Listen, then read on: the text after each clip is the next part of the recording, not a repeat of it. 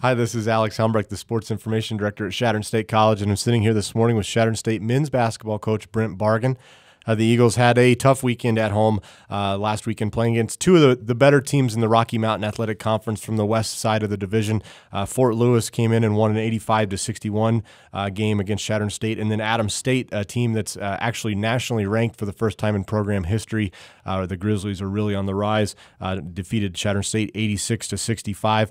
Coach, what are your thoughts on the weekend? I know obviously you probably wanted to play a little bit better, put together a full 40 minutes, but there were certainly stretches during the spells of those games where your team looked really solid. Well, that just tells you about the RMAC. You know, 3 of the last 4 teams we've played, actually, Fort Lewis is rated. So 3 of the last 4 teams, Metro, Fort Lewis, and Adams, are all in the top 25. And those have been 3 of our last 4 games. And I think we're starting to develop some identity and starting to get a little bit better as a program. We're still young. We don't have a senior on the roster, playing 2 freshman point guards, and really don't have a lot of experience back. We've got a couple of kids that have played some minutes, 3 kids that have returning that have played some significant minutes or decent amount of minutes, and 2 of those kids are playing different positions this year for us. So there's been a lot of change. I like the group. I think we're getting better. I think we're improving. The problem is that we played 35 minutes instead of 40 minutes basically in both games. We had a 2 or 2.5 minute stretch in the Fort Lewis game in each half that really kind of got us down, and we didn't take care of the ball and gave up a couple of easy baskets. They were able to widen out a little bit in the first half. In the second half, the very same thing. About probably about the middle of the half, we had a little bit of a stub our toe where we had a 2.5 minute period where we didn't do a very good job of scoring, and they did a pretty good job of scoring. We didn't do a good job of stopping. The very same thing happened in the Adams game. The last 2 minutes of the first half, we had the ball down 5 with 2 minutes left, and they basically went on a 10-0 run. And then the second half, and about the 15-minute mark, we were doing fine, playing really well, and then we had about a 3-minute period where they went on a 13-2 run, where we just had turnovers and fouls and didn't get very good looks at the basket. Those turnovers and fouls, not taking care of the ball at the offensive end, led to good runouts on their end, and they were able to get easy baskets. We've just got to find a way to play 40 minutes instead of 30 or 35 minutes if we're going to beat teams, especially in the RMAC, and that are rated in the top 25. Every player who saw time on the court for Fort Lewis ended up scoring, and the Skyhawks shot just over 55% from the game. And actually, the three-point shot for both Fort Lewis and Adams State paid huge dividends. The Skyhawks hit 12, and Adams State also hit 12. The Eagles did a nice job of staying in the game, though, in both games, really pressing the issue, getting to the foul line. Chadron State went to the free throw line 33 times against Fort Lewis. Coach, I know that's something that you wish your team would have shot a better percentage, making just 17 of those. Zach Bargen led the way with 23 points, 10 rebounds to get his second double-double of the season. And then Grant Stone did a great job coming off the bench, scoring 13 points. And then Kendrick Holloman, a player that you're really waiting for, is kind of developing into shape, went double figures in both games. Well, we're individually, I think we're doing okay. Obviously we're not quite to full speed yet, but we're getting closer. And once that happens, I think we'll be in, obviously that helps you when you got a little bit more of a wide gamut of guys to play and have a little bit more flexibility in what you can get done.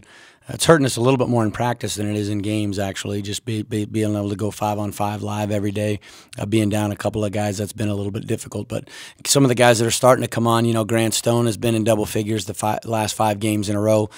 Kendrick Holloman has been in double figures the last 4 games in a row, and those are guys that are starting to get it figured out so we can take some pressure off of Zach and a couple of other guys that they don't feel like they have to do quite so much. Chris Taylor, I thought, played well on Saturday, gave a much better energy and had much better effort.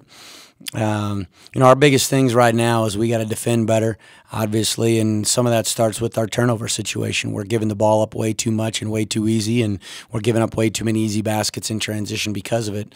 If you can take care of the ball, not only are you getting good looks at the basket, but they're not getting good runouts, and so we got to take care of the ball and then find a way to play to defend a little bit better. Rebounding, I think we're doing fine. We're holding our own there rebounding wise, and then obviously getting to the line. I think we shot 33 in one game and 35 65 free throws in another game, so we shot 68 on the weekend. We did the very same thing 2 weekends ago, right before Christmas. We were at about 65 or 68 free throws for the weekend, and we only gave up 35 this weekend. So we did a good job of defending without fouling. We kind of rolled the dice a little bit with three-point shooters in both games. Fort Lewis is a better three-point shooting team, but Adams in particular came into the game shooting 31% as a team.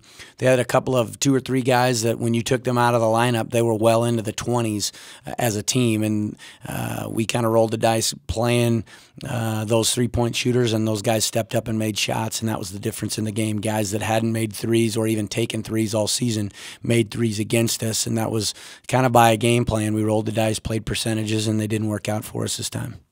Well, the Eagles have just one game this weekend. It's on Saturday. It's a home game against Black Hills State University, kind of the new kid to the Rocky Mountain Athletic Conference. The Yellow Jackets are playing in their first full season of RMAC competition as they're making that transition to Division II. It's certainly a team Chadron State is familiar with. Actually, CSC is 117-66 against Black Hills State all time, and the series dates back to the 1920s. So it's a school that Chadron State has a long history with. So it's going to be a good game. It should be a nice regional game, and I know it'll be an important game for you.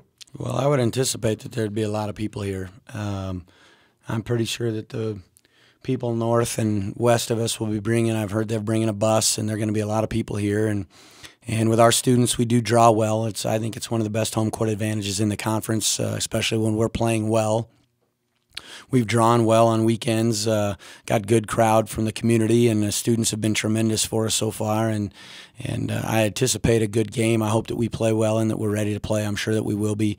It's a big game for us. Obviously, it's a home game. It's a regional game, and every RMAC game is a big game. And Coach Schaefer does a great job with those guys. We've had good games with them in the past since I've been here, and I know it'll be a great battle.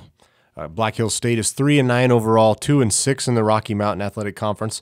They defeated Regis University, the same school that Chadron State had their win against, and then they also defeated Colorado Christian in the RMAC. They lost both of their games last weekend. They're travel partners with Chadron State, so they lost to Adams State and Fort Lewis, but their game against Fort Lewis was a buzzer beater by Fort Lewis. The Skyhawks won 65-63.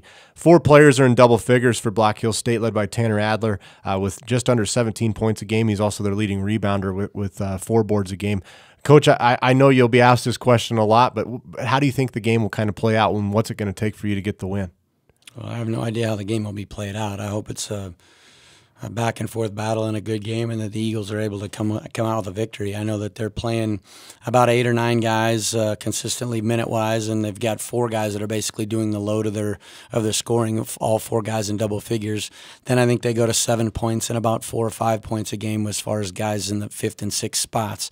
They got guys, I think, that are similar than us. I think Adler is similar to what Zach would be, statistically wise anyway. They're very similar and similar size, and be some good matchups. I think the good thing is they've got the familiarity with the programs, them with us and us with them, I think is something. Being close, and proximity is obviously a big deal.